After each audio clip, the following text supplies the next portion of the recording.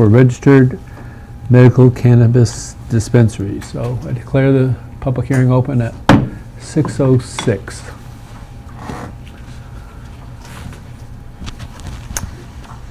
Hello.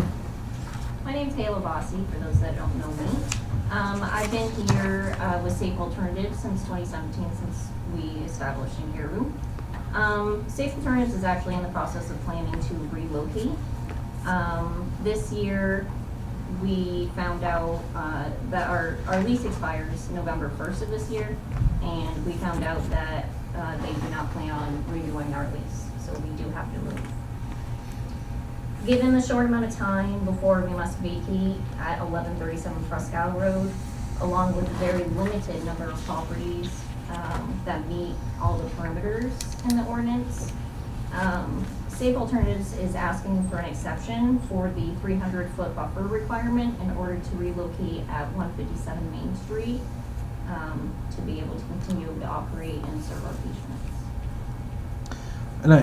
So, Mr. Chair, part of the request is to evaluate the ordinance to see if 300 may be too much, or if that's what the board wishes in those circumstances. A sole granting currently for the one would be more like a variance, which this would not be the setting to grant a variance. So, right now it should be directed towards the ordinance itself versus the single occupant. Is that, you understand the differences there? Okay. Yeah. So it'd be more of modifying the ordinance through the public hearing process to reduce the 300 at this point. That's the only thing that would conflict with us to be able to move into this location. It's not a state level thing, it's just a city ordinance that would prohibit us at this time. Where's 150? It's 157, that would be across from the old dentist, Smith's Dentist, I would say it was Dr. Smith's office. Okay. on top of the hill. Where Where there's the doing a bunch of veterinarian construction. was? What's that? With the veterinarian? Across. Right across the street, No, Oh, in Dr. Smith's Yeah. building? correct. Okay. Yeah, we just recently found out that they're not looking at renewing a lease. So just because we don't really have a lot of options with the limited zoning, that's what we basically, got our eye on in order to make anything work. And Tim, is it 300 feet to a residential? Yeah, so our standards say 300 feet to a residence. The ordinance doesn't explicitly say how to measure or to what points we're measuring to. So in general sense, we measured from property to property, from building to building. The residence south is, yeah, if you could please. I believe it was right around 212, 215 feet to the residence. Okay, so I have 211 on there, 283 to the apartment building to the north side, and then for reference, the veterinaries, the residence across the street is 320.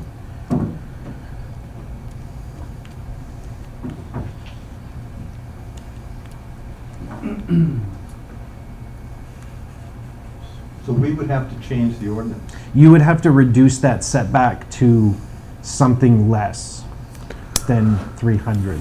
And if I remember right, 300 was an arbitrary number that we used referencing other municipalities further downstate. Potentially. I'm not sure exactly where that number would derive, but it is an arbitrary selected number. It's not like defined in anywhere in state statute or anything like that. What zone are we talking about here? This would be, I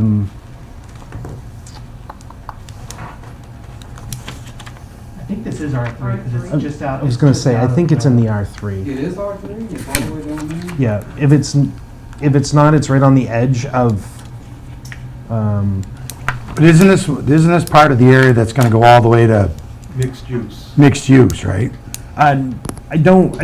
the conversations around a mixed use have stopped around the web building, from previous conversations. Now, if you guys look to expand it out this far, would definitely be open. Well, the last I knew, the plan was to expand it all the way to the motor. It stops even north of To the Prescott West Road Prescott town line. Road. Yeah. Right. Yeah, that's what I Yeah, thought. this is R3. So it's on the agenda That's later, like right? Maysville Yes. Siding Road or something.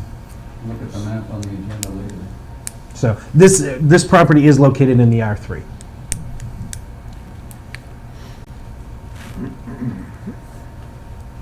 Any other questions for the speaker? I'd ask Tim, up to the speaker now. Sorry, I got a question That's for all right. Tim. For the ease of making changes, is it easier to do it prior to being accepted by the council, the new ordinance? Or would it be easier to ask for a variance once everything is passed? So a variance would be very explicit to just their property. Right. Which I'm not 100% sure on the process and how we would trigger that, or this is even a very, like, if this standard is even varianceable, if that makes sense. So some standards you can have a variance offered, some you cannot. I would have to dig in through our land use to see if that is one of those standards. If it is, then she would have to come back to the board to request that, specific to her property. If it's changed in the ordinance, as of right now, the copy that goes up to the council for public hearing It's finite. would be finite, and it would encompass everybody. So anybody else that, which we only allow 2 licenses, but if there was another one, whether new or even the current other license holder wanted to move, then it would affect them also. It wouldn't fit the criterion to qualify for a variance? Okay. Now's the time to make the change if we want to make a change. It would have to be a zone change. Yeah, but we'd have to go through a whole nother Right. public hearing and everything to do that. I believe you can accept and move your piece with adjustments currently. So you'd have to make your motion to include the reduction in the setback and then send it to the council. I believe we can do that. Yep. In my experience, yes, but I'll say, I've had the same experience, so. That doesn't seem quite logical to me. So we've got a document with proposed changes that have been advertised or publicly notified. We're considering that. She's come with a related issue, but Yep. not a change that's currently in front of us. Seems to me, like Eric's saying, that would have to be presented. Maybe somebody has some question or concern about the distance. And that is part of the public hearing process.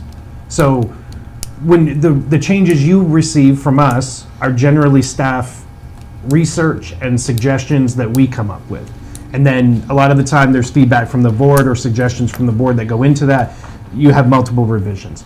But none of it has taken into account public input at that point. Although in my experience, very rarely does it change from that point on. As part of your authority with the board, you do have the authority to make changes from the public hearing now to the next step, which would be another public hearing at the council level. and while the city and the board have the ordinance open, my understanding is that anything else in that same chapter could also, to Tim's point, be looked at. Right. So although nobody has asked for that to be changed anywhere in this, the whole ordinance is up for adoption. It's not just specific sections. Like we're changing the ordinance in whole. And it's not specific changes that have been publicized. As far as I know, in my experience, no. Like during the public hearing, you have the option to change those things. And that, it kind of just happened with the animal control as well. The planning board forwarded that to the council, and then when it was introduced, there were some comments by the council that will likely solicit changes. So I think that's a pretty normal part of the process, but Dan and Penny can certainly correct me if I'm wrong in that assumption, and the board members as well. What's your timeline? We have to be out October 31st. The lease is up November 1st. There's, obviously for us to move buying a new building also takes time for us to get the regulations up to code as well. You know, construction, security, double lock and key. So, you know, it's just a bad timeline for us. Sure. Okay, thank you. Thank you. Any other questions? I've got a question, but not of you. Do we know what the reasoning is that we picked 300 I don't. as a setback? I don't. Anybody on the board know, or Steve, do you know?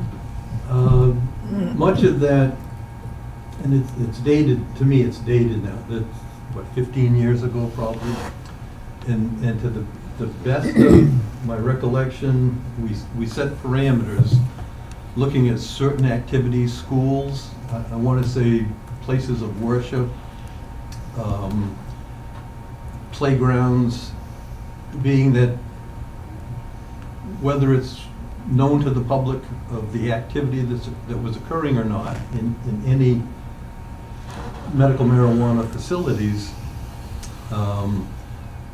our goal was to keep it kind of on the low key, so that it wasn't one of those things where people were picking up their, receiving their product with, you know, students walking on the sidewalk in close proximity, or, so I think the goal at the time was to maintain a level of privacy for the clients. With that connection, as so many things are connected to the location of schools and playgrounds and churches and all. And I mean, can I comment on that? Yes. You know, you do have it within the zoning currently about the 500, making sure that you're not within a school zone, playground. You know, we're asking for, trying to make sure that we are out of town, we're not in town. You know, that's still in the outskirts as much as possible, so. And I do, That's you know. 100 yards, so just for perspective, it's a football field. See, to me, that's Think of not 300. a long distance at all. And just as, to add to what you said, Steve, so when the law was first passed, it was set up to, these dispensaries were set up to exist in the RC2, not the R3 at all. Yes. So the RC2 was kind of a combined residential, commercial kind of district, and the planning board and staff at the time thought that that was the right number to protect the rights and preferences of all the neighbors, right? So some people aren't going to be too happy about having a dispensary located, you know, 100 feet from their building. And I think we tried to look at, Especially if you're doing cultivation as well, Yeah, like we- they are up on the Bog we Road. tried to review a number of existing ordinances from other communities. And I want to say Brewer comes to mind, and several other similar to Caribou size population municipalities. So I would caution about reducing that setback, only because you don't know what's coming later on. So if you reduce it down to 100 or whatever, then you're going to have people coming in wanting to put a dispensary 100 feet from somebody's residence. And I think when we But looked at that, Caribou has that limit. we looked at it Caribou has from what? property line to Has property a limit of line. only 2. Oh, Well, right, that could change as well. That could Yeah. change as well. so my concern would be making a change in the distance without the neighbors having an opportunity to have a voice in a public hearing. And I think when I guess they'd have it When at the city license council or level, when but the permit was provided to you guys, I think there was. not the normal public procedure. hearing, There was landowner notifications that occurred, and everybody had the right to speak up. And of course, they're in our RC2, and they're 300 feet from anywhere. So they fit that criteria already. So that wasn't an issue. But now we've changed it to R3, and there are all kinds of different R3s out there. And so I think what the intent was to mirror the old setback that was in RC2. If that made sense for RC2, it certainly makes sense for R3. And so let's make it the same. But I believe it is arbitrary, but go measure 300 feet somewhere, especially out where you live. It's not a long distance at all. I wouldn't want one closer to 300 feet from my place. I mean, to be noted, we are only a retail, we are not growing, we're not manufacturing, we're not a lab, we're only a retail. So, you know, for the sake of also smell and what others Right. might see. Yep. Are you 300 feet or more from the neighbors you have now? So there's no residences. The One- buildings around us are only commercial. Right. And they're well far away. Wasn't there one residence Ah. just south of you? Gary's, are you saying? Oh, south? South. There would be, Gary's owns like the open lot between us, the 1137, and the residential that you're thinking about. Right. The residence is up on the corner of Doyle Road. Yeah. The house sits back a little bit from the Doyle Road actual intersection, but it is quite a bit further than you would think. So I do have it pulled up on the smart Yeah. board. It's gonna be a quarter mile or so, half a mile. Yeah. I mean, you're looking at So Doyle's, yeah, about 1,100 feet down that way. the house is back just a little ways though. The house is here. This one, Yeah. it's like So it's 700. feet or so. Yeah, over 700. Kayla, is there a way you can measure that? Like, I know for a lot more industrial type uses, there are ways that odors or effects can be measured. Do you have any tools available to measure that at your existing location? To kind of get us, rather than have us all go out there and Yeah, I stick mean, our noses up? I have one of those, little walk behind, so I can do some measurements. It's a suggestion, but You talking about measuring or a sniff test? I was thinking more along the lines of any odors or anything, but Oh, if there's, you know, Do we have anything in our current ordinance over odors? Because in many ordinances, odors are not allowed to, which is an arbitrary standard, but you're not supposed to be able to smell it outside of the property lines, which generally, like, as of enforcement, if I walked into a building and could smell it, then we were generally going to have a problem. And they do make carbon filters, which work wonderfully. I don't know if you guys employ them or not. Where I your mean, retail, guys probably are- not. I'll be honest, we've even had someone come in that was worried about if we went to lease with them about the smell, and they literally walked in and it was like a doctor's office. For us, Yeah, like, I don't think any of you have done, have you done an audit? not of your place. I've done a lot of them, We but done an audit with code and police and Yeah. fire every year. I've never been to your facility, but I've been to probably upwards of 50 facilities now in the rotation of inspections, and the only facilities that you could ever smell it were the actual grow facilities, and even then, you only really smelled it in their drying room.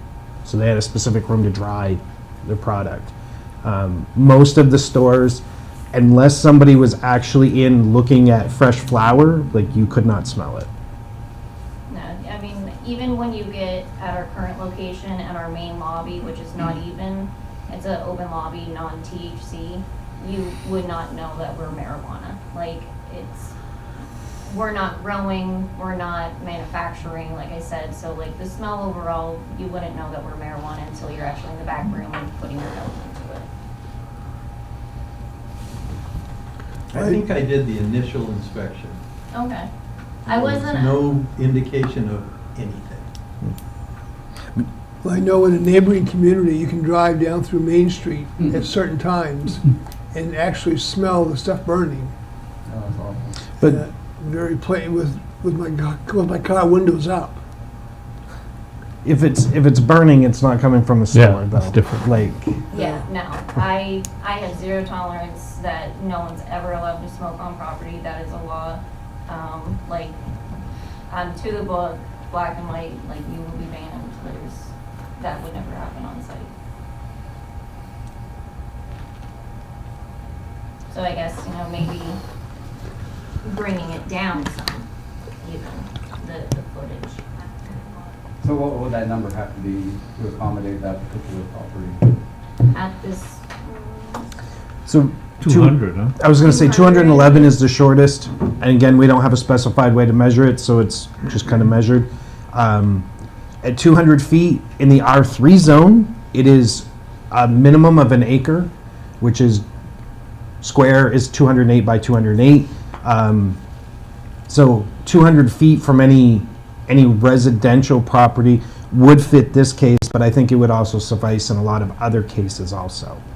And it wouldn't, if somebody was truly too close, then that setback is the setback. I think initially, Tim, we looked at it property line to property line. Being Which that is- a property can always move structures or. Right. So the 300 was from a property line to a property line. Right. What you do then is, Which is quite a bit more space than, yeah, Then- 5-acre lot with a Right. building in the middle of the 5 acres, same thing. right. Well, I would say if you're considering reducing that distance, I would also consider in addition, because I don't think it's in there now, but to add the requirement for landowner notifications, abutting landowners. Because that was dropped from this new ordinance, and I personally believe that it really needs to be in there, even at 300 feet. Something going next to me, I want to be notified. Isn't that part of our site design review? Mm, Neighbor notification? So a site Then- design would, because of this, unless there's one required as part of this The ordinance, new one, yes. there- to go through site, okay then. Yeah. And that's butters within 500 feet as part of site design review processes. We even, That would trigger this move, or this move would trigger site design review. When the city council has a public hearing, do they notify neighbors that are impacted by the? No, it's the same notification process that you guys go through, which is posted in the newspaper for 2 weeks, I believe, and then posted here at City Hall and But anywhere else. don't we send out letters on some? Not maybe some of them for certain things we might, but the only requirement to notify abutters is through the site design process. And that's written into this new revision, I believe, the site design review is written back in. Because before, it was just eliminated, and it was just, there was no process at all for review. And so, Safe Alternative would have had a site design review as part of the permitting process. I'm sure you find it in the record somewhere. The other facility never did. It was just pushed through with no site design review or anything. Well, I look at the whole picture on this particular case. I mean, they're out in the country, so to speak. I don't, for my personal opinion, I don't have a problem with it on this one. I like what you're saying about having people know abutting the landowners. If this was in town here someplace, I would have an issue with that because we got other houses and schools close by. But there's no houses, no residences within 211 11 feet. feet. And if there's no burning being taken place at that property, I can't see that it would be an issue, but I would be concerned of us making spot changes. Because we talked about this one time when I was back on the council about making spot changes for the zones, spot zoning. That would get us into a problem. Yes, and I agree with you 100%. And we have the tendency, wanting to help our businesses in town, to make exceptions, to try to accommodate. And I'm telling you that, I mean, that eventually that's going to get you because Yep. every situation is different. And if you're Correct. making an exception for this one, somebody else is going to come along and want an exception. And now you have a mess. right? So that's the way that's because the system is set up so that the planning board does their thing, the council does their thing. And if the applicant doesn't like the result, they take it to the Board of Appeals. And the Board of Appeals hears it. And all the Board of Appeals is gonna do is make sure that the planning board did their job. And I don't know, I have no experience with the Board of Appeals, maybe Penny does, but typically they don't grant variances. Variances themselves are very, if done correctly, are very, They're very rare, hard. And it's only in cases where there was obviously a mistake made, or there's some arbitrary and capricious decision, or whatever like that. About the only time you grant a variance, it's gotta be for like handicap accessibility or something like that. Exactly. Yeah, and that, it's called a variance, but it's handled slightly different than most variances. It's the only ones I've ever seen. Yeah. But I'd like us. And that goes to like porches and So what's our, setbacks on driveways and things So like that. If you wished, and it'd be completely up to you, after you've closed the public hearing, you can incorporate a less setback as part of your motion to move it forward to the piece. You can close the public hearing and hold another public hearing at the next meeting, providing we have enough time for notification, for advertisements, for the updates to the changes, or you can do no change at all. Those would be the, so our best course of action right now is to have another hearing with a change in the setback or whatever we want to have for changes? That's one option. that's one option. I don't know if one is better than the other. I mean, it really depends on how comfortable with the board, how comfortable they are with what gets laid out as a motion. Right. So first, let's finish the public hearing. Any other input or questions by the board or by the audience? Any? No, I would say, I hope that there's something that we can try to be able to continue doing business. We are one of the original 8 first dispensaries. We've always been a state compliant, we've always been city compliant. Since 2017, we've done the permit every year, paid our fees, did our audits every year. So, that's all. I just want to continue doing business. Yep, thank you. Any other input or? Hearing none, I'll declare the hearing closed at 6:34. So what action would the board like to take on this issue? Mr. Chairman, I think we have to have another public hearing because things are changed I agree. from the get-go. I mean, and nothing against your scenario, but just for continuity. Would it work in our favor if we accepted the changes and then present them at the public hearing? I don't think so. Not from the experience that I've had on the board. Were you saying, David, that we approve the changes and add an additional one that would go to another public hearing? Yeah. Couldn't we do that, Eric? So you're saying, okay, Let's say we adopt a new 200-foot margin between properties with Dan's suggestion that neighbors be notified. Those are the two things that were discussed primarily, and everybody seems to be somewhat okay with that. So then we can make that presentation Yeah. at the next. yeah, public I don't think we can adopt anything, but I think we can put it as the notification in the paper As a change. as a proposal. hearing. That's the That- change. I'd be okay with The that. proposal would include, let's say, 200 feet and notification. Yeah. So that 200 feet will go throughout the zone. This is one for instance, but that Right. applies Yeah, throughout the zone. you really want to do that.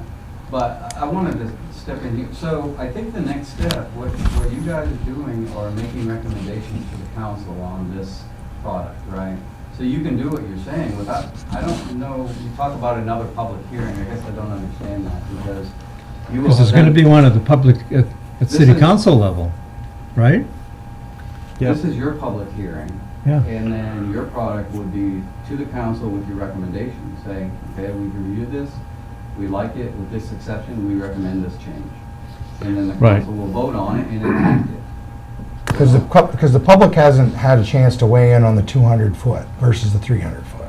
Well, that's the key, that's what you're getting at. Yeah, That's what I'm- that's my concern. And the Be- ordinance because was I don't- introduced too, right? The ordinance. I don't know. Because what was put in for this public hearing has now diverged. It's now changed, So if, or For the- potentially changed. for the public to weigh in on what, because there's now essentially a different proposal, It makes sense, yeah. then I believe that we got to have another public hearing. But this could go on forever. Well, For any little so- change. There will be another public hearing. It will just be, it won't be held here at the planning board, it'll be held at at the council. Right, but there's got to be one somewhere. I don't think so. We can't do At- that. I mean, because we There has to haven't be- adopted the, Say to the council without. For us, for the planning, I mean, Caribou got into a bind earlier, council superseding the planning board, and that's kind of what this sounds like it's headed. The planning board needs to hold its public hearing. Right. If the planning board so votes to amend the 300 to 200-foot distance, with that in hand, the planning board then recommends that the council can, even at that point, consider holding a public hearing to change the ordinance. So it's a process that our notification to, and it used to be 500. that's what I think. You're right. 500 neighbors within 500 feet of a site design, for them to get a notice in the mail, and the notice goes to 3 locations, so it can go on in the mail to the individuals, the internet, a bulletin board at City Hall, newspapers, but to get the word out so that everybody knows. Then when we do our thing at the planning board, we make that recommendation to the council, then the council does the same thing. So if the planning board says yes, the council can still say no. Just because the planning board recommends a change, And they have. doesn't mean the council's gonna go along with it, but at least we're following, as I know, the legal process that's required. The question is, does it have to be reintroduced because of this change? Yes. And does the timeline have to start all over again? Penny, do you have a sense for that? Because we've been through this before. On the very first iteration of this, something was introduced, and then it was changed dramatically, and voted on without having gone through the introduction process. And that was an issue.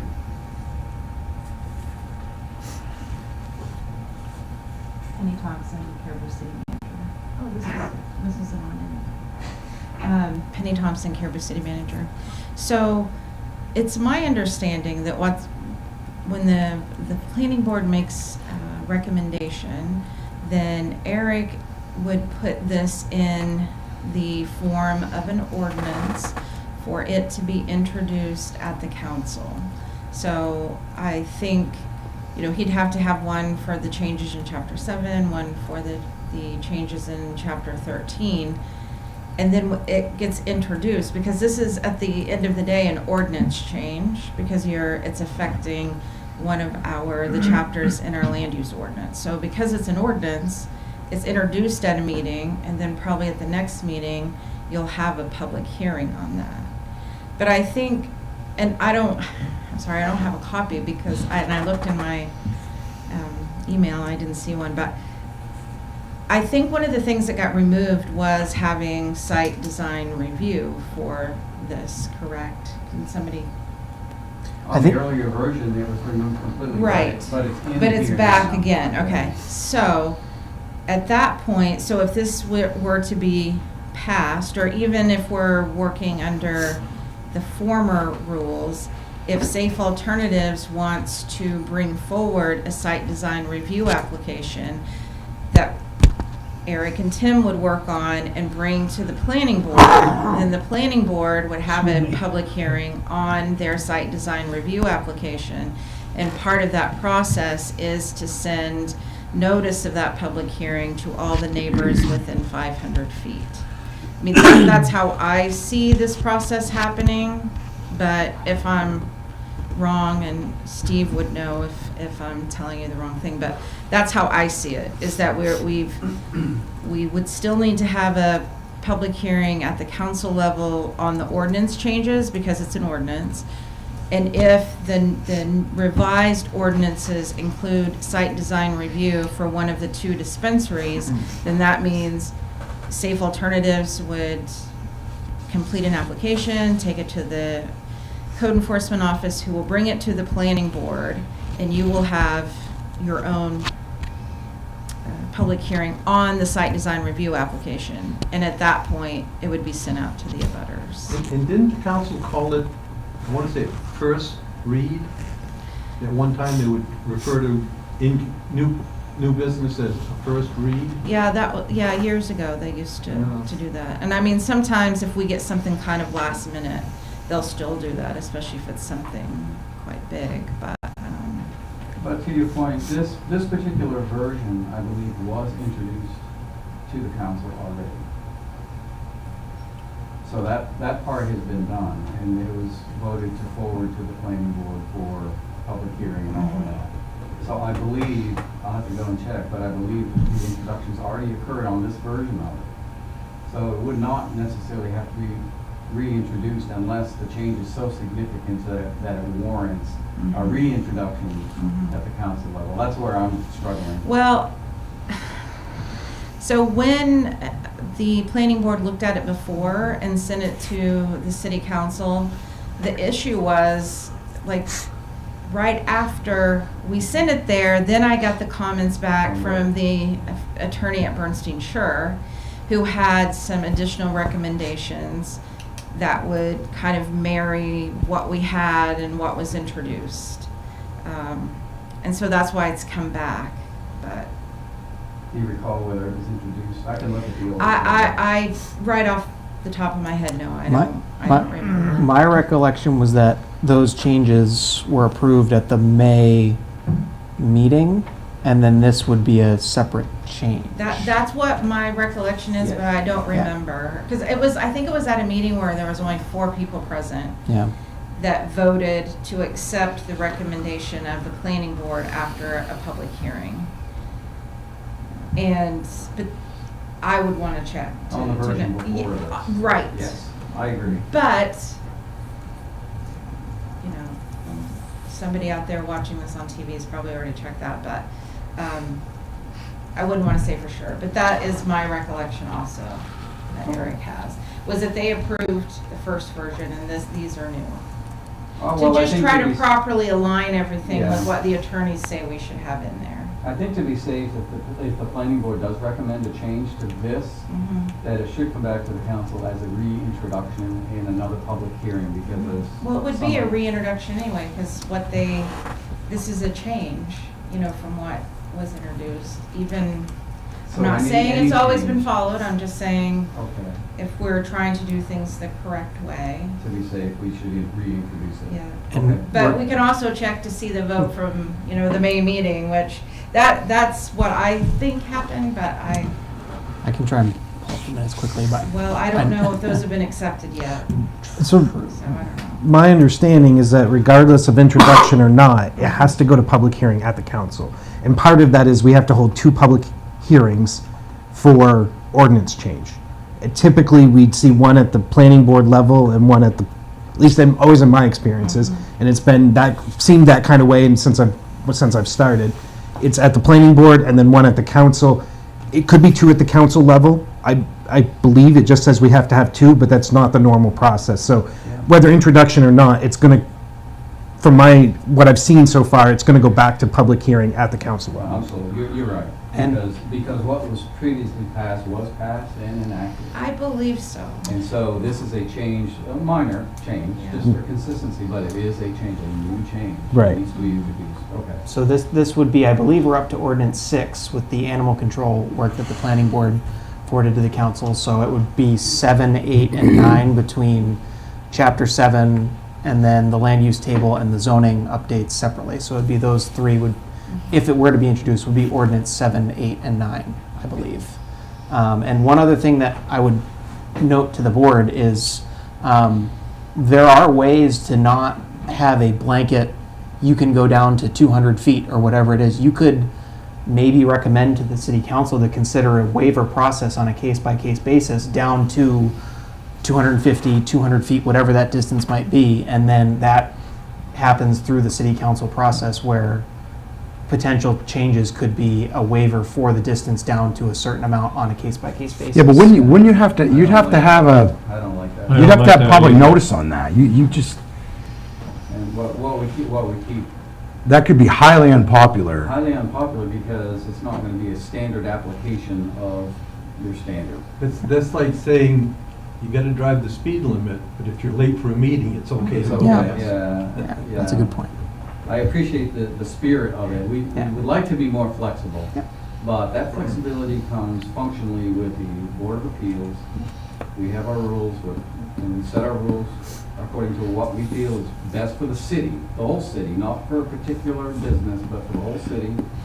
And then if there are exceptions, then that's handled through the Board of Appeals, through a variance. I think a variance, like you're suggesting, could be challenged immediately, and we'd have a hard time. I was gonna say, it would, I called it a variance, but it would have to be a, condition of approval at. Well, from the whether it's a site plan. variance or it's a pre-existing non-compliant, whatever you call it. The next one comes the next week. That's what I'm,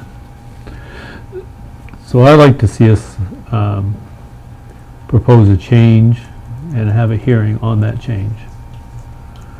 And if the public is notified of the opportunity for a public hearing, and we can pick whatever footage we want, 200. Maybe we can do some more research, or maybe we have some public input on the appropriateness of that, but I think it's important. I think changing the distance is a significant change and deserves a public hearing. are you asking for a motion? I am. I'll make that motion. I'll second it. Did you catch what that is? So Eric made a motion to schedule a public hearing and notification for the next planning board meeting. Call that setback. Yeah, so, Yeah. Wouldn't it have to be 30 days from Eric's motion?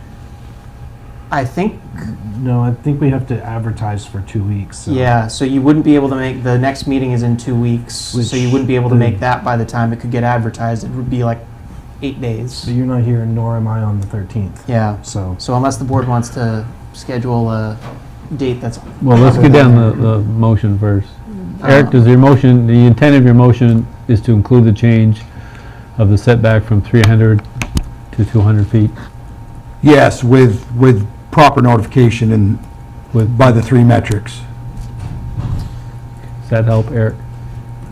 So I have, Eric Hitchcock made a motion to schedule a public hearing and notification for the next planning board meeting to reduce the setback from 200 feet to 300 feet. 300 to The 200. other way? Excuse me, 300 to 200. Seconded by Dave Corbo. and then add a butter notification. A butter notification for the next planning board meeting to reduce the setback from 300 to 200 Okay, feet. call We for we have to mention what zone that's in though, right? You can do it by zone. You can also leave it just as the ordinance. So the current Because ordinance. the current ordinance already says that. Right, What- and the current ordinance only allows it in the R3 zone and is it RC2? RC2. RC2. Are those two zones. So we don't have to be that. You don't have to specify a zone. Now, if you wanted something different for the RC2 versus the R3, you could. No, That is an option, I but say it's just, I getting just want to more make sure that complicated. that's, so there's no confusion. So when you say a butter notification, you mean a butters to this potential use at this address At that address. that Kayla has mentioned? Or, You better not I- mention I think- a specific yeah, I think it business would or be, address. anytime that there's a move, the new location is going to have a butter notification. Right. Similar to site plan review. Or site to plan consider a review. butter notification. So that public hearing is gonna be in September, correct? Because we don't have the timeline to make Unless you, August. unless you reschedule the August meeting to a later date in the month, then it Well, would be we could have September. 2 meetings in August. 'Cause You know, it's another, I don't have a problem with it could be like a 1-hour meeting just to handle that one review. Whereas there's a time constraint involved. Other discussion?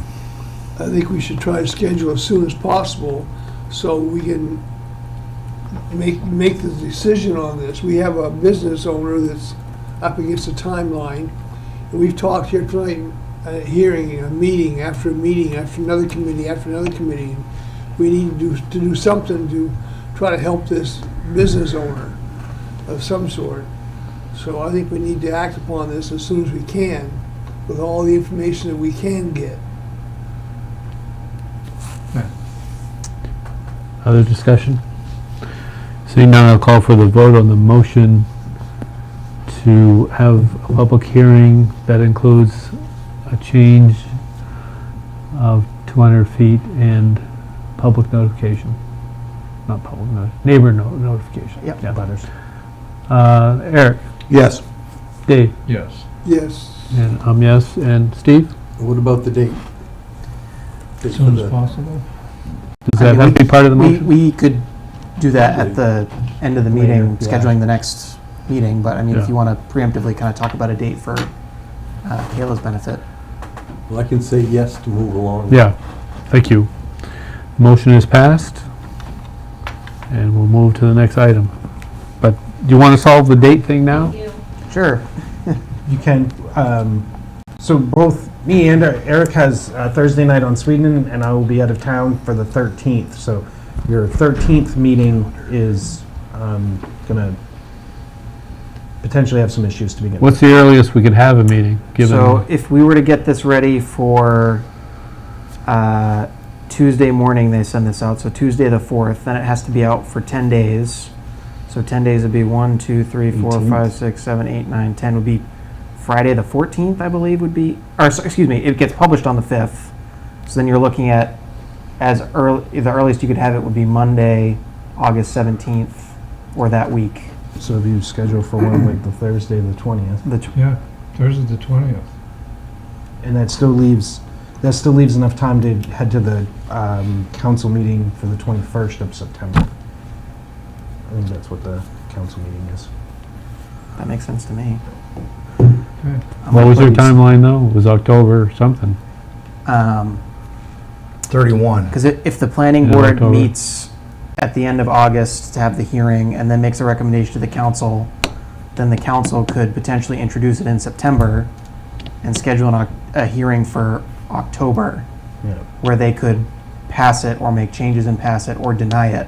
So that would be tight for the timeline, but I think that potentially could work in that case, depending on whatever the council or the planning board public hearings yield. Sounds like the best we can do. All right, I'll put August 20th preliminarily on setting the next meeting date, but I think we will need a formal motion to set that at the end of the meeting. Okay.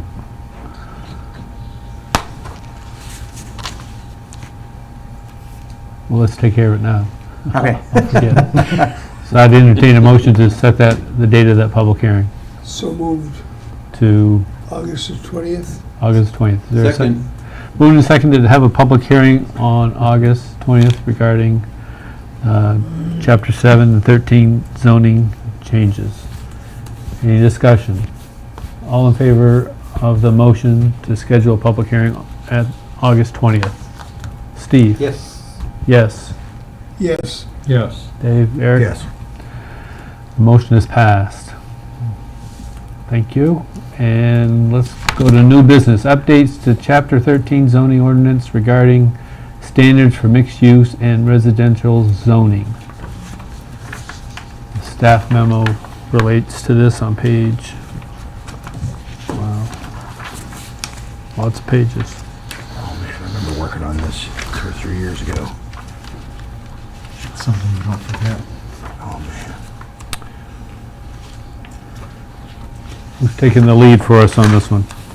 I mean, I can give a quick overview, but I mean, I'd certainly yield to Counselor Bagley as well, who was on the board at the time. But I just basically tried to put together what I could gather from previous agendas and packets on what was discussed for zoning changes dating back to 2019 or 2020, so in the last 5 or 6 years.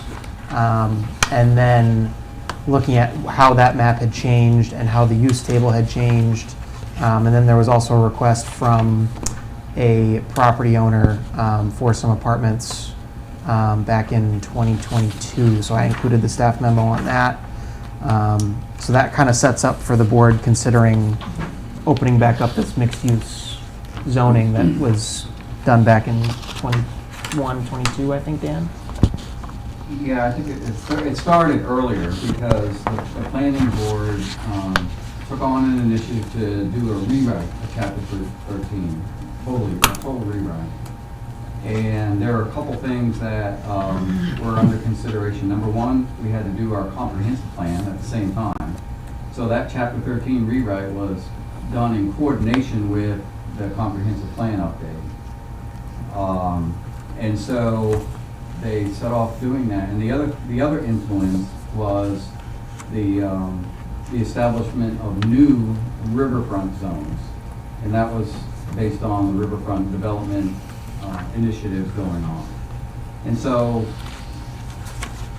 the latest version that I was able to pull up, anyway, had all of those changes. The rezoning, the relabeling of some of them, the establishment of mixed use, the establishment of riverfront zones, and I think there was an elimination of the RC,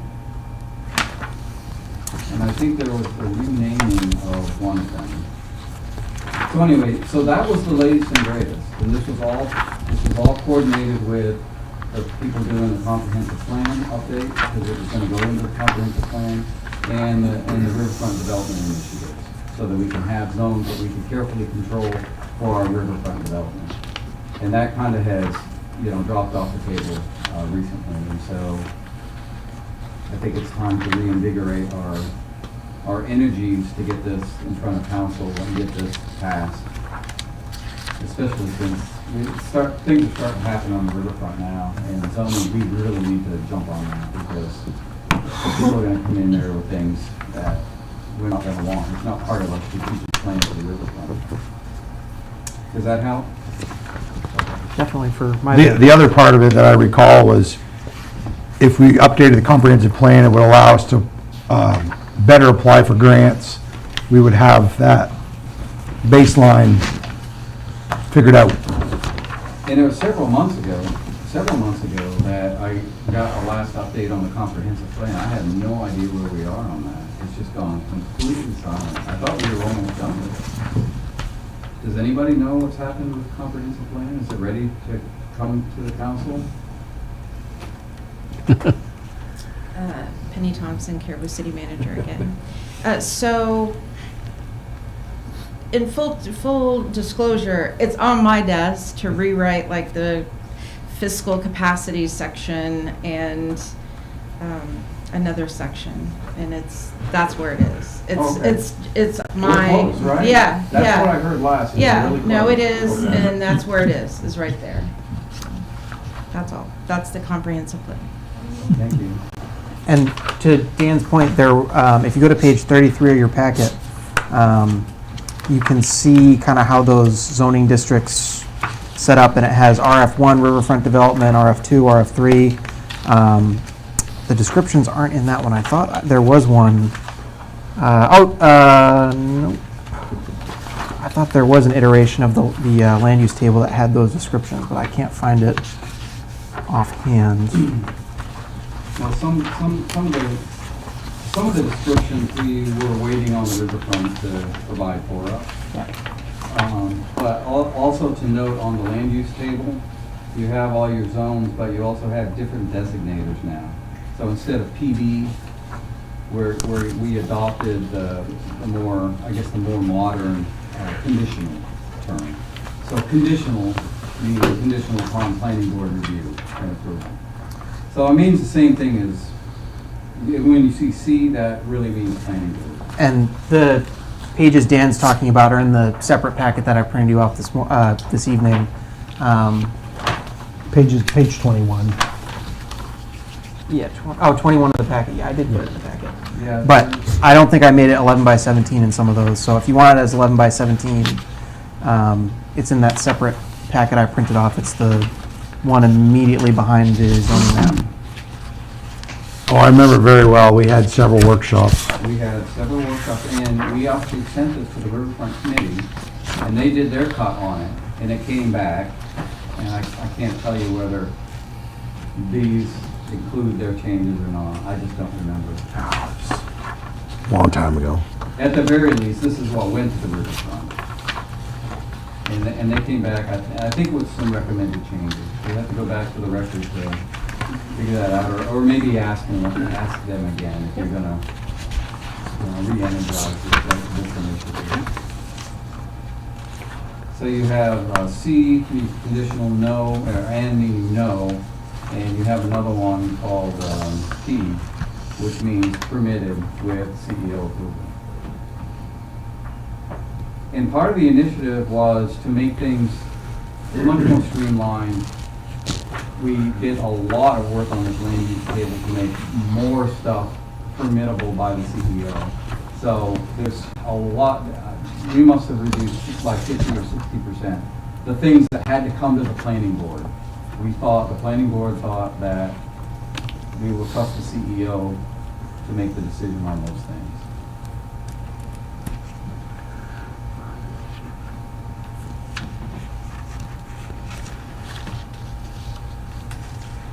And the irony of that is we didn't have a CEO at the time we made the changes. I think. He was, Ken was still here. Was he? Yeah, he was. He was. He left shortly after it was Oh, adopted. we started this, Years we ago. started this like way before. I mean, yeah, Dennis Marshall was still here when we started. Anyway, Are you looking for action from the board?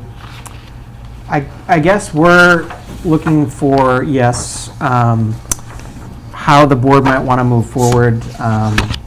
We did have, sort of related to this, a request for some infill housing on South Main, which I had initially thought would have fit into this mixed-use zoning approach. However, it's not. In the map that was proposed that Dan provided, that only goes down to Fort Street, so anything further into town. It It's does still- change the zone back to an R2, which would qualify, maybe it No, I think wouldn't, it's still C2. It's that red. Oh, yeah, but this hasn't Okay. passed yet. So I guess while we were bringing this conversation back up, I wanted to make the planning board aware of a gentleman who wanted to build infill housing at I think it used to be a laundromat that had burned down. correct. And he currently can only have, because it's a commercial zone, apartments on the top floors. So the ground floor has to be, I think it's at least 50% commercial. So we kind of wanted to bring that up in this context of this conversation for the board to consider whether it wants to kind of move forward with what was proposed previously and the great work that the board did, and Dan was kind enough to provide, or if it wants to potential try some sort of civic transitional areas of the C2, incorporating that into the zoning ordinance, or go a different direction completely. I mean, we kind of outlined 3 potential options in the memo, which is on page 16 of the packet. But I guess we just wanted to bring that up in this conversation about getting back to some of these changes that previous boards had put in some great work on. So this zoning map that we have is still a draft? I don't think that was ever adopted. No, No. nothing has been adopted, and So that's my act. The guide zoning, there's another map that's currently being used? Yes. Not this one? We're using one that I think was updated either 2021 or early 22. I don't remember the date that was on the website. And whatever happened to the Solomon request? I actually have been That's- in communication with Miss Salman, trying to kind of see what her father's plans had been and what she might want to do. So I wasn't familiar with what the request was, but I am in contact with her to kind of see what. Pretty sure they put apartments in that building. Oh, maybe that's a different piece of land. Yeah, because that's just on, Oh, yep. it's right here. Yep. Just Different on the other Solomon. side of Solomon. Different Solomon, I'm sorry. Yeah, Yeah. when you said she, I go, Yeah, nope, different Solomon. When did that happen? I'm So sorry. I'm pretty sure they put apartments in those buildings. I don't know the arrangement. It was done the last couple of years, but that was my understanding is that they put apartments in there. I think we've heard this request from him before. So, and so there's. so that's sailed. That request is, Yeah, I think that one's good. Like, That I one's think that gone. one's. but the laundromat request is pending, And and even the draft does not help. yeah, there would need some changes. So we do have another request, and this is one of those things that it fits some and it won't fit others. There's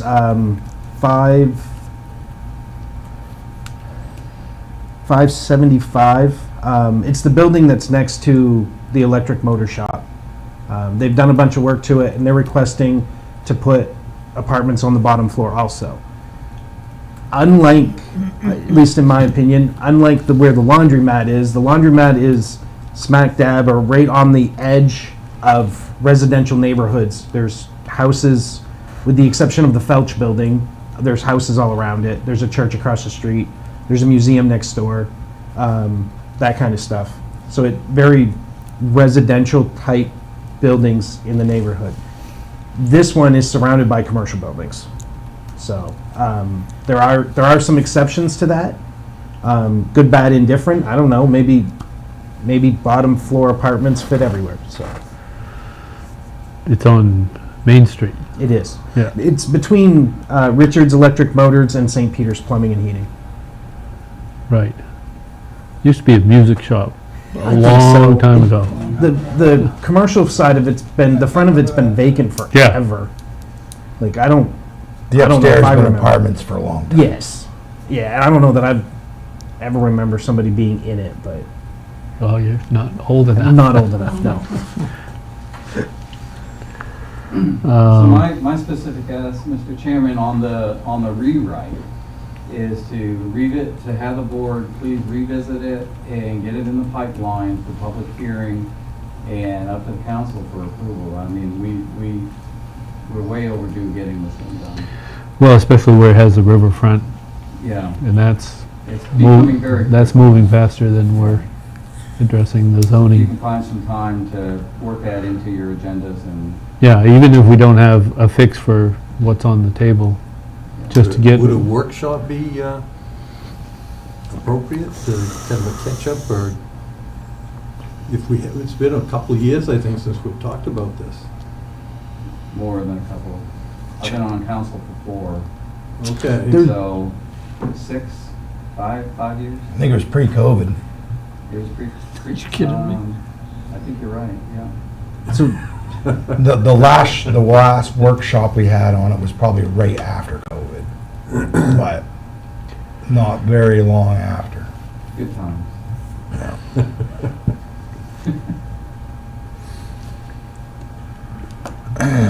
well, can we make that request of you gentlemen to look for a date for a workshop that we could focus our efforts on the zoning map?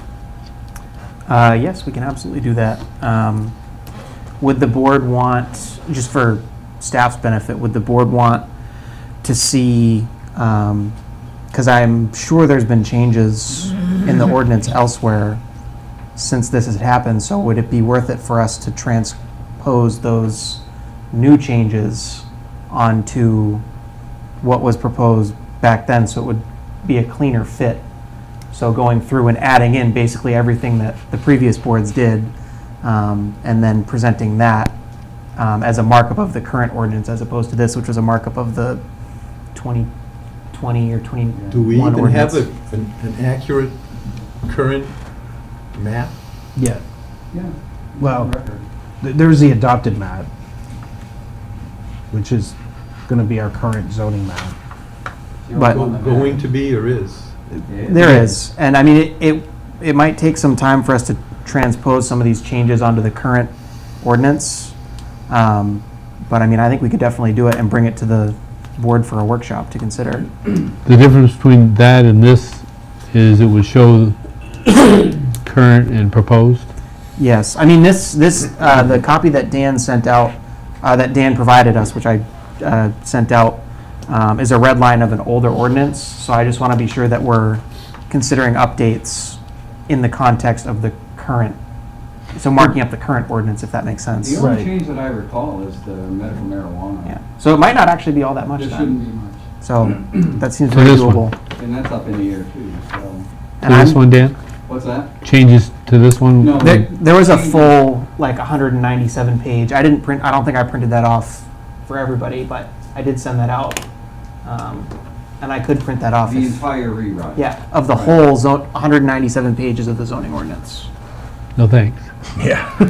Well, It's a yeah. lot to chew Are you on. threatening us? I mean, I guess I could go through and pick out the spots that were redlined as opposed to printing up, providing the whole thing, but I don't know if it's better to be safe and have the whole thing and mark up the entire thing. I guess I don't know how you guys want to approach that. I always like to do it in two versions, a red line version so you can see where the changes are, and a clean version so you can just read through it. Yeah. Like, because it gets very messy, the And- red line version. Of, like, even the sections we're not touching, or just the sections that are being looked at? For me, whatever the board wants. You're talking about the Whatever table? you want. I'm talking about the zoning ordinance, the written materials that are 197 pages of pure joy. Oh, I know what you mean. That's all of this right here. Yeah. Yeah. It's a longer document, but I just want to make sure I'm providing the board with what it's asked, what it needs to review these changes, and whether it's just those sections that were previously proposed, or if you want to look at it in the context of every single page of the zoning ordinance. So this is, We have a different planning board, and you're gonna find stuff that we missed back then, that you might want to weigh in on. so this is dated 2019. Yep. If we're gonna have a workshop, I would like to have the latest and greatest information available to consider. And I agree with what Dan says, the red line version sure makes it a whole lot simpler and easier to kind of gather your thoughts on. It kind of seems like we're leaning towards having that context of the additional sections of the ordinance, so having everything given to you guys and then with the red line shown in the entire document. Am I hearing that correctly? I think so. Yeah, I can do that. Let's see. all right. Does that give you So- enough guidance? Definitely. Okay. I don't know if I'd be able to get it together by August 20th, but No, let's, definitely let's later let's this try to summer, keep early up fall. with current business. Not to push that too far back, but Yeah, because it looks like we have a lot of old business that we need to clean up here that's keeping improvements and development at bay. all right. Any other discussion on that item? So the goal is to work towards a workshop which will help us with the goal of updating the zoning and getting it to the council for their consideration. Does the board want to see any other potential language related to potential housing allowed on the first floor as part of that workshop, or do you want to just discuss considering it then and kind of push that? I'm open personally. If we go to mixed use, does that solve the problem? It does, but not for the, some of the properties that we've had Mixed conversations use doesn't go with. far enough, I don't think. Because it only goes down to 4th Street. Right. Let's see if I can zoom in. Oh, good. Well, while we're in flux, we could bring that back to Water Street. Yeah, I mean, Or, I mean, so I have them, Linden, yeah. I have the map up on the smart board. So these mixed-use areas were kind of proposed along Bennett Drive, closer to High Street, Sweden Street transitioning out of town, and then also 4th Street and South Main, Yeah. south of 4th Street. I don't see it any different in Sweden Street because you got all those businesses and you got houses all along through there. you know, and mixed use has been probably the most successful zoning Tool. tool in southern Maine for so many communities along the coast and where all the development has occurred. Every place you go in southern Maine, mixed use is ruling. So That get, seems to be the trend. so to Yeah, get back to your it question, works. yes. Let's see if we can address that piece while we're looking at the bigger picture. At the workshop. Yes. Okay. Sounds good. All right, with that concluded, we'll move on. Old business, I think I'm right. Old business, property maintenance and summary of changes to International Property Maintenance Code. We have a memo and a red line related to So- that, page 51 to 52. Yes. The memo, in the memo, I explained that from our previous discussion, you guys had asked to retain things that specifically the penalty section. Well, I was trying to rewrite that into the section that would be actually make it part of the model code. It didn't flow very well, in my opinion. The new model code to 24 version doesn't carry that same section. So I removed it and then put it into the actual ordinance, which now falls under section 4, renumbered the sections. It'll carry the same weight because it's still part of the ordinance. It's just not located in the model code.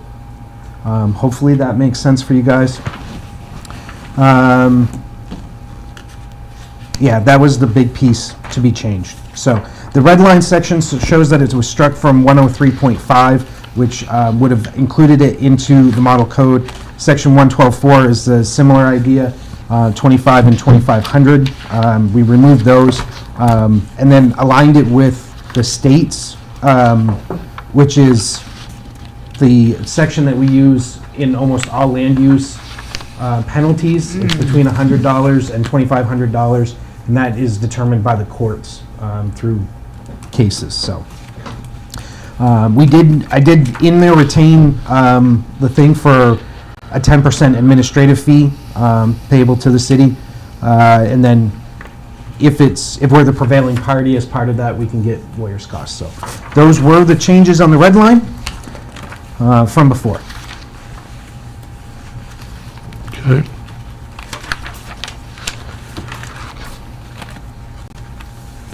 So those changes were made to reflect standards set by the state? So we used the state standards as part of it, but we had that same, so at the very top of page 53, section 103.5, in the 2015 model code, that's part of the model code, and our piece was just to insert like the minimum specific violation stuff. What we've done is struck that and then added in a piece to the ordinance, aligning it with the state statute around land use violations.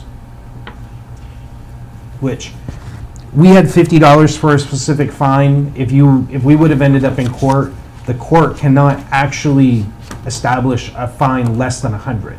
So ours had no right. bearing anyway. Yep. Because that is a state statute, it says the minimum fine is 100, they would have to do a minimum 100, so. So what's the 10% of? 10% of what? So, it's a 10% of the, whatever the cost to make repairs. Fees for activities and services performed to correct or abate a violation shall be at cost plus 10% administrative fee payable to the city. If the city has to. So come in and if do we it. have to hire somebody to mow your lawn and that costs us $50, we can charge $55 because administrative fee.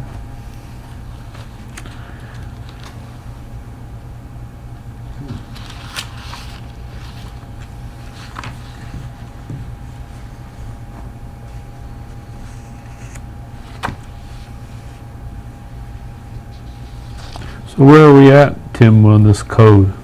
So the other changes were made, which they're not highlighted in here. You guys were happy with last time's. That was the last piece. So the next piece would be if you're ready for it to go to public hearing at whether the next meeting or your meeting in October. Again, there's time to advertise it, so we could do it for the August 20th meeting.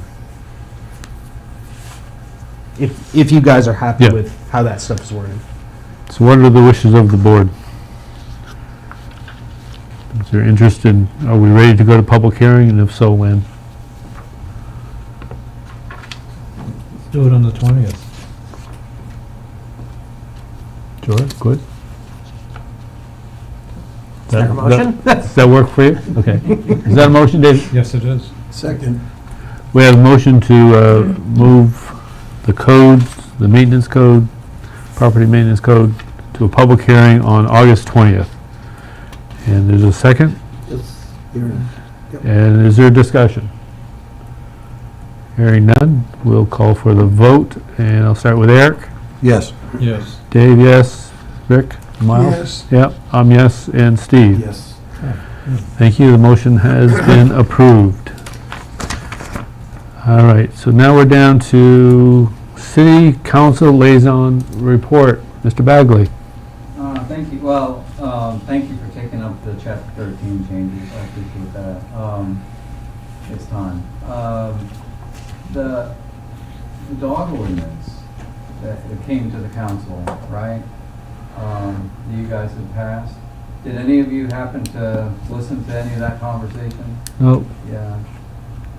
So there's been some public, I guess, pushback in areas happen mostly to do with, this is like blatant overreach by government to limit how many dogs I can have. Okay, so I don't know where that's all gonna end up, but there are some people on the council who just were a little bit uncomfortable with some of that stuff. Mainly that, the number of dogs?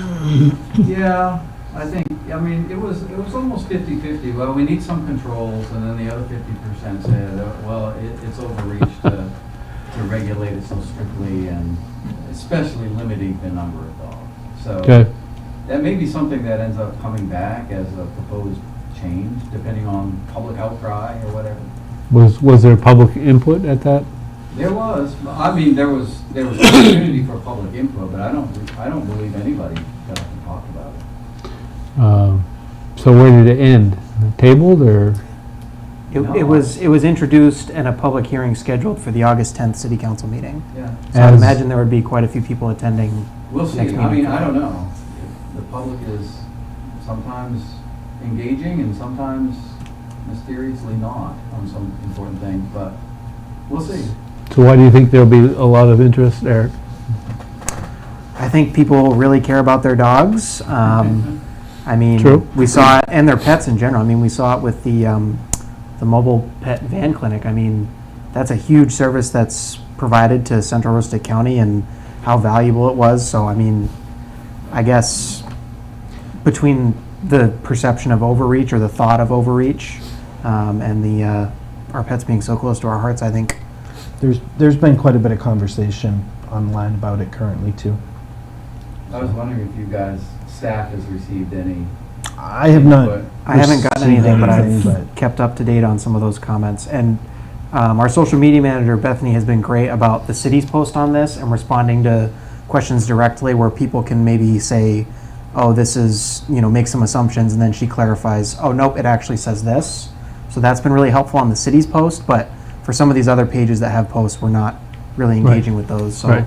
I guess I'm not really too sure what to make of it. It's going to be the council's decision, and I'm happy to make any updates or whichever direction the city decides to go. So, Can I add something to that, Dan?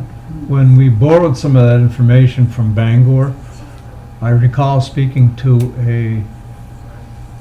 one of the people in the code enforcement who agreed that some of these was an overstretch, but they also said, we are aware that we're also trying to be visionary, so we just don't act for today, we're looking at tomorrow as well.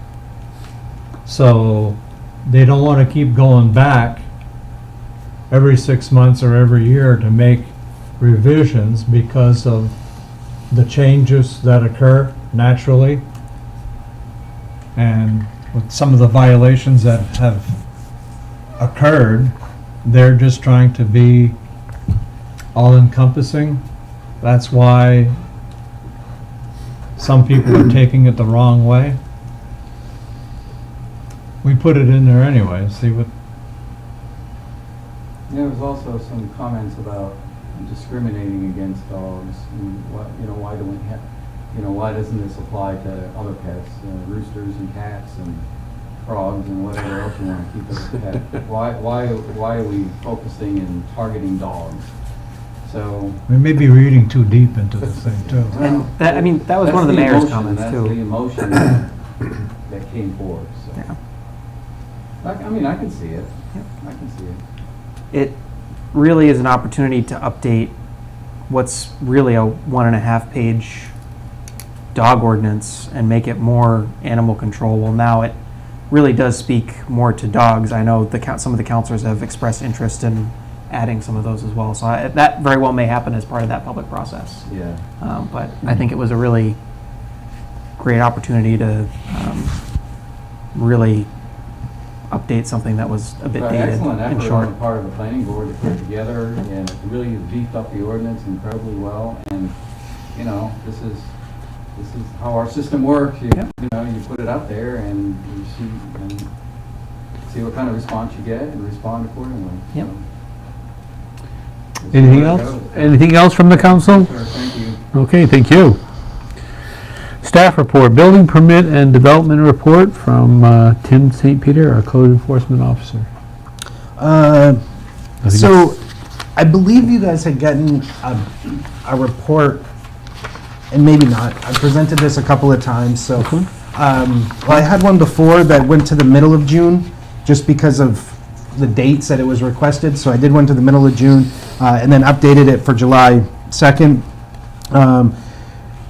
So today, for till July, June 30th, for the first 6 months, we had a total of 74 permits, which was up from the received 43 in 25. Building and sign were trending up with 52 versus 24 for 26, and 5 versus 1 respectively for 25. Plumbing and demo permits held steady, both had 13 for the plumbing and then 4 for the demo. So the numbers were pretty close to what we had before. Considerably more building permits. I think majority of that comes from Syncovia doing rooftop solar.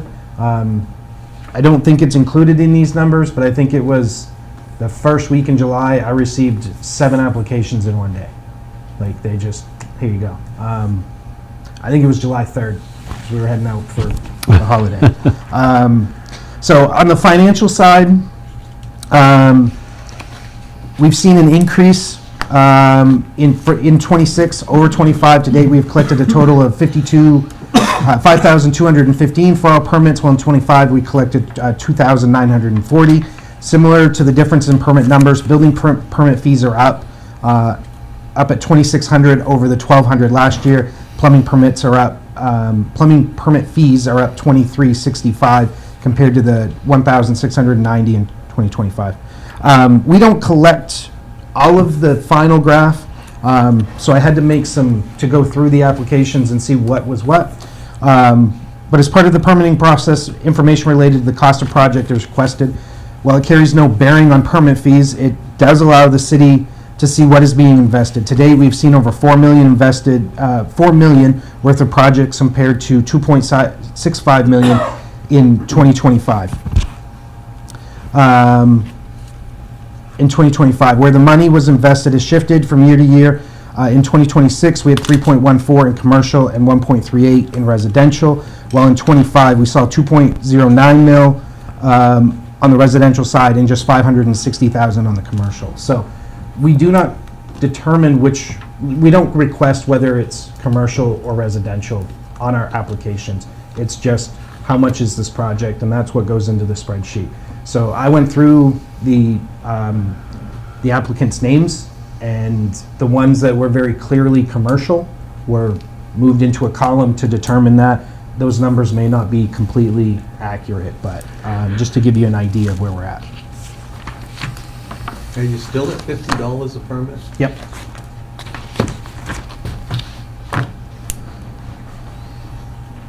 Is there a way to, and you might have touched on this in sort of the last part of your thing there, is there a way to tag those things that have a tax assessed value impact? You know, because you mentioned there's a lot of solar root solar projects and this and that, but permits that actually will result in an increase in tax assessment. Is there any way of tagging that? It would be a very good measure in terms of how we're doing in terms of new growth.